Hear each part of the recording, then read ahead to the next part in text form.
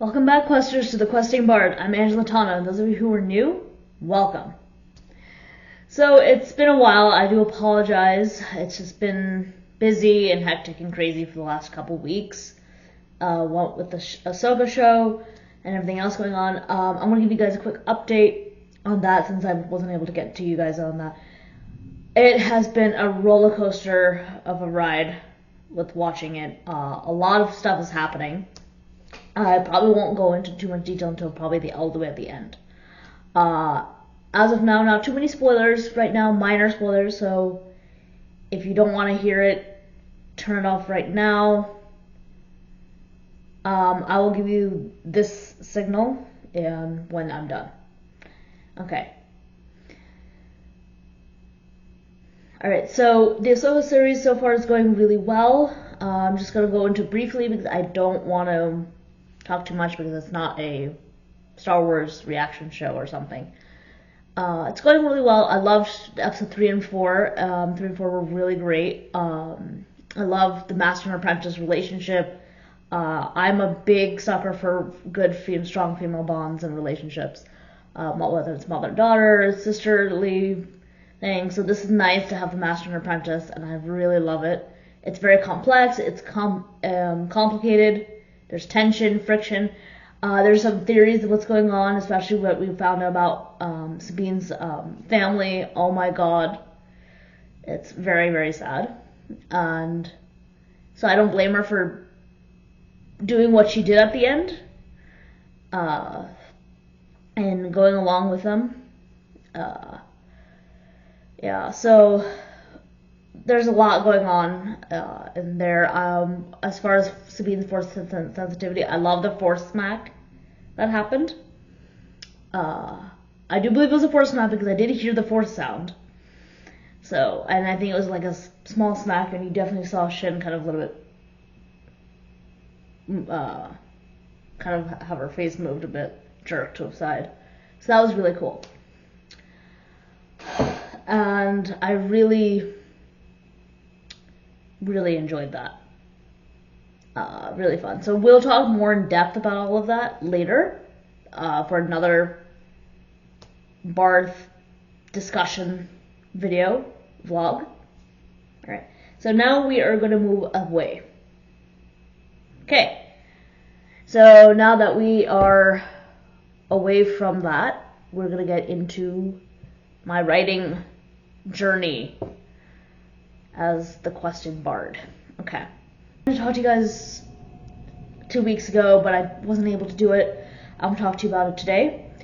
I'm also going to talk about the other part as well, since in order to make up for the lost time we had.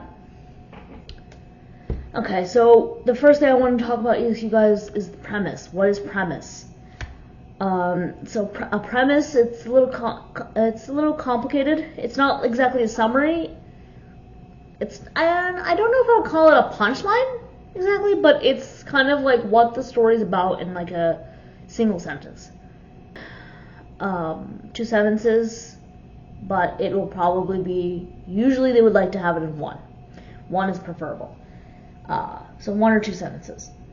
And what does a premise does, it's telling you about the story as I said before, but it's also really just talking about the raw backbone concept of what the story is about. It's what is going to get your agent to look at it and say like, oh, this is a really cool idea, cool concept. And I love the idea, I love the premise. And that is actually very challenging. I'm struggling to do it. I am actually currently working on writing my premise. And I'm going to show you guys the premise. Alright, so I have a few premises. I wrote several of them down. I didn't want to stick to one because I think that won't be a good idea, and no one should, because I'm still working on it and I'm still trying to figure out what my real premise is going to be about. I have an idea, but that doesn't mean it's the premise. Right now I'm on premise number 5. From what I've been hearing in my family, from what I've been hearing so far, is that it's interesting but familiar, like it's been heard before. So I'm a little concerned with that. Of course, I haven't gotten a response back on that. I would like a response on that, but I haven't gotten it. But that's okay. We're gonna move on and just try to work on it. And I'm gonna take it as not a good thing that it's familiar, because that's not good to be like, I feel like it's been done before, kind of thing. That's kind of what I'm getting from him. All right. So we're gonna move on. So now you guys get an idea of premise.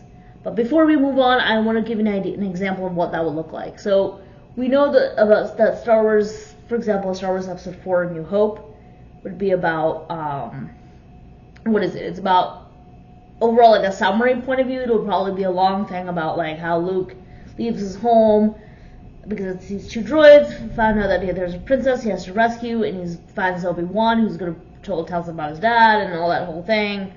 And then you go through the whole train of what happens. That would be a summary. Main idea is, what did this whole thing happen in outer space? This like kid finds all these things, and he discovers about his dad and learns who he is, and he's gonna be in the space battles and he's saving the galaxy and stuff like that. That's all cool, right? But you need a premise, meaning a very simple storyline to follow. So what would it be? Is like a farm boy on a desert planet is called into action to save a princess from the tyranny of the Empire. Voila! You got a premise. And in the process, he figures out what he's truly meant to do in his life. That's really cool. Because that's like, oh, so in the process of saving a princess, he finds out what he's meant to do with his life. He knows what he's meant to be a hero, he's meant to be what. And like, okay. And that sounds pretty cool. And it's very simple, it's straightforward, and you get like, oh, that sounds like a very cool idea. And it's in a desert planet. Ooh. Planet just like a full desert, right? Obviously we know there's a lot more to that story, because it's, you know, we've seen the movies, we've seen the story, how it goes. And that same goes with every story. And there's a promise for Harry Potter and the Sorcerer's Stone. An orphan boy discovers that he's a wizard and goes to a wizarding school, where he must, goes to a wizarding school, right? And, right? That's pretty much roughly the premise. I think there's a little more to it. I would have to think what that would ideally really encompass. But that's kind of roughly how it would go. Okay, so now that you guys got an idea about that, let's move on to what I want to talk to you guys about from last week and into this week. So I want to return back to voice, and I did tell you guys I want to go into detail about certain characters and voices. So I cannot mention the characters' names. I won't give you guys like kind of like an initials of their name or something to give you guys for conversation purposes. So voice, as we discussed earlier, as I told you guys before, is the narrator and the voice, the mindset of a character or something like that. And we get like the style, how the words are written, the choice of language, all that stuff is combined. The character I want to talk to you about is the older one, the one that's more mature, because that one is, I find, very easy to do. We're a little bit, for the sake of currently now, we're going to call this character ER. Not emergency room, just ER. Trust me, if this works and it gets an agent and gets published, you guys will get what ER means. But it's not emergency room, I promise you.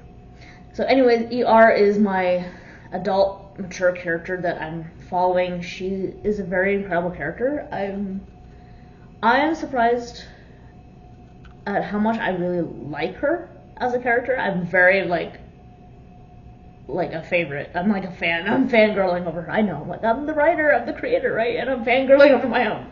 Oh, hey, you have your favorite child, right? No, I'm just kidding. We don't have favorite. We do, maybe a little bit, but not really. Okay, but so she's kind of like that. She's not like the central, but she's pretty much a central character. And I like doing her voices because she's, I feel like her voice is because it's more mature and I know where she came from. Like, I know her story, I know her history, where she is and now and what she has to face and what she has to deal with. So writing her in terms of voice is going to be pretty simple.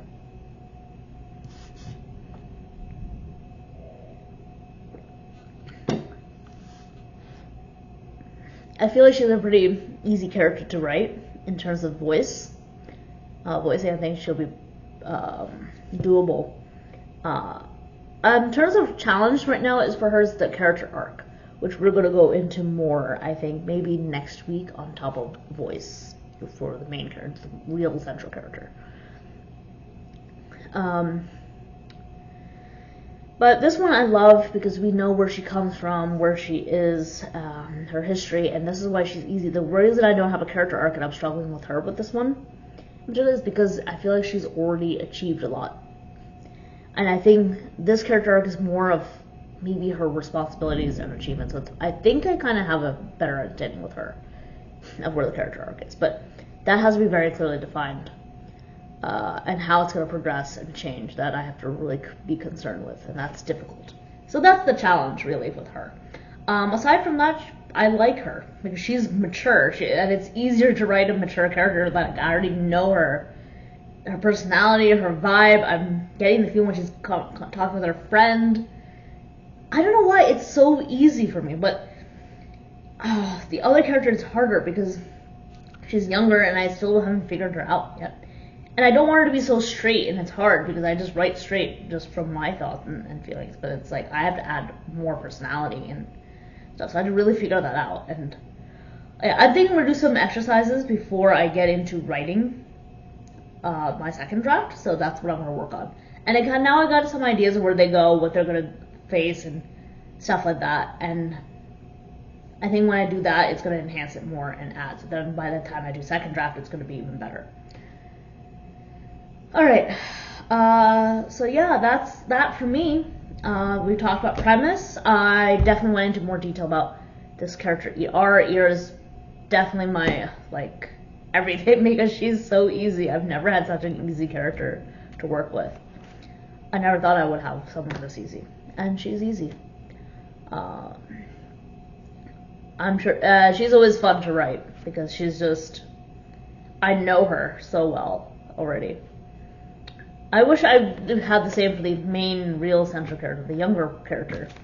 But I think because she's young, it's her story, so it's harder. Yeah, I think that's what I have left to say about this character. What can I tell about her? Just for a peak of interest to anyone listening. I don't want to say too much, but from what I can tell you, she's definitely a leader in her own right. She's a leader, she's a mother, she's a warrior in her own right, and she's somebody people can look up to, and I think that's someone everyone wants to look up to, and people will like to look up to and like to be and become. And we see her, from other characters as many characters would see her as flawless, but not there are a few people who know she's not flawless. She's not a flawless character. She is definitely flawed. She's not perfect. She makes mistakes, hence the story. There are things she's going to blame herself for, and she's going to have to forgive herself. I think that could be a potential character arc right there, is about forgiving herself and learning from her own mistakes and realizing that, hey, I am still prone to making them, and I just have to learn. Even if it's costing other people around me to get a little hurt and have to pay the consequences for those. Which is something she's already learned, but it's affecting people that she really cares about in a way she didn't expect, and she has to really learn to kind of work with that. So that's that for her, and that's that for the premise. All that. Next week we're going to go into the central character and more, and how challenging this particular character is going to be, and ideas maybe I might have for exercises in crafting her character arc and her